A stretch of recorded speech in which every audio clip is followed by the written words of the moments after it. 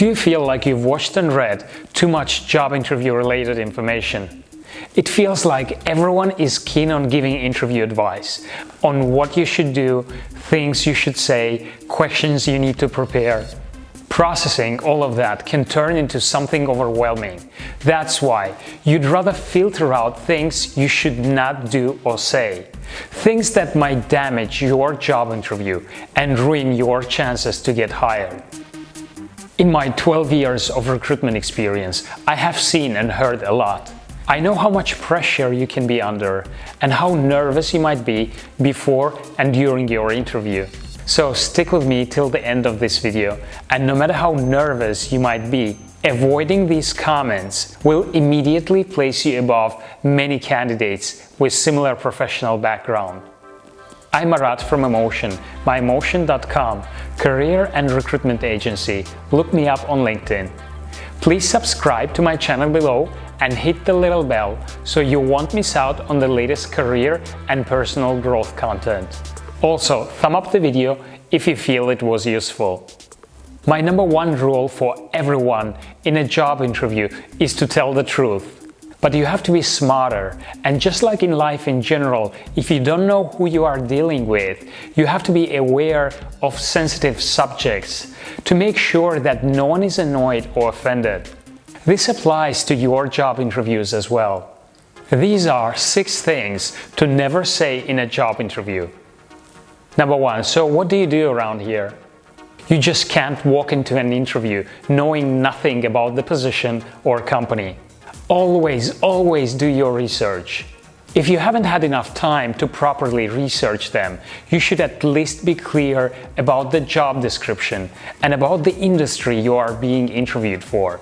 Aside from not showing interest, a comment like that also sends a signal that you won't be making effort at your job at all. That you don't usually research or plan whatever task you have to perform.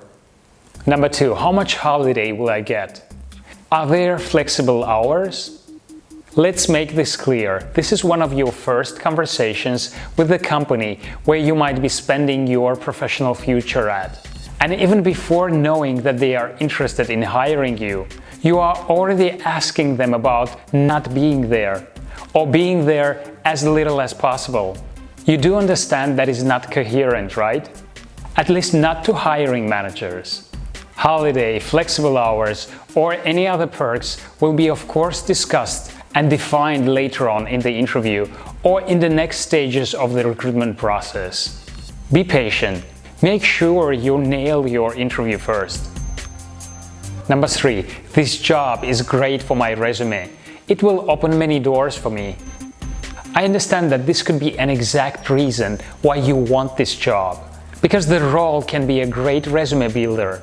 But sharing this with your interviewer is not smart at all. Hiring managers look for candidates which project a long-term commitment to the company. Aside from not coming across committed, you are basically telling them that you need this company to develop your skills and your knowledge, to then take it somewhere else, to have another company benefiting from all of this. Number 4. My greatest weakness is perfectionism. I'm sorry, but this one really gets on my nerves.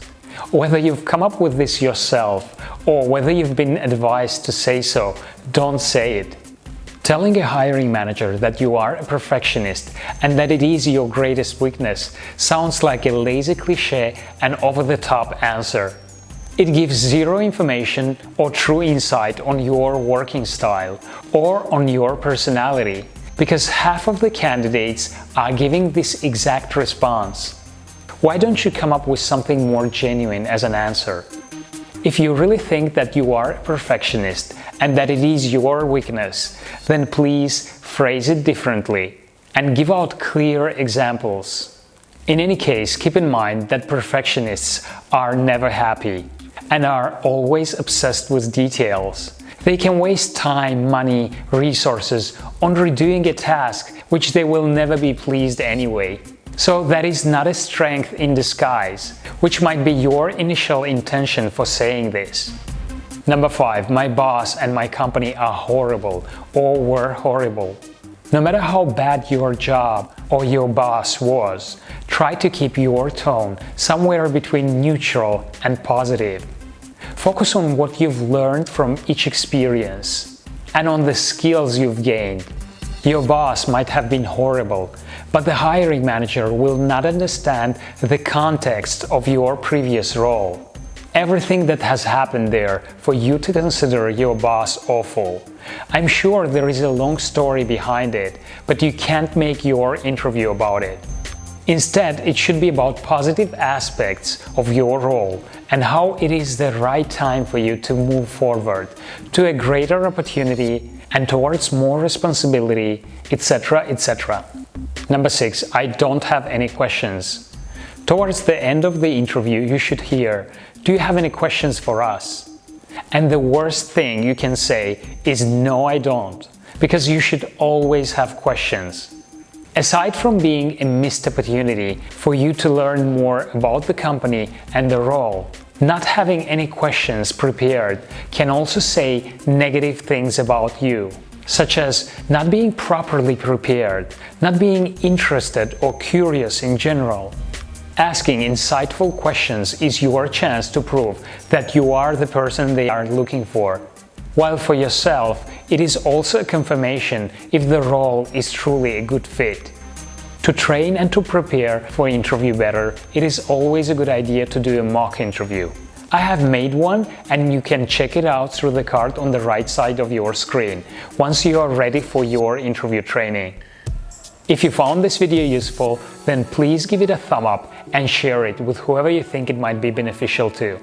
Thank you very much for watching. Don't forget to subscribe and see you in my next video coming up.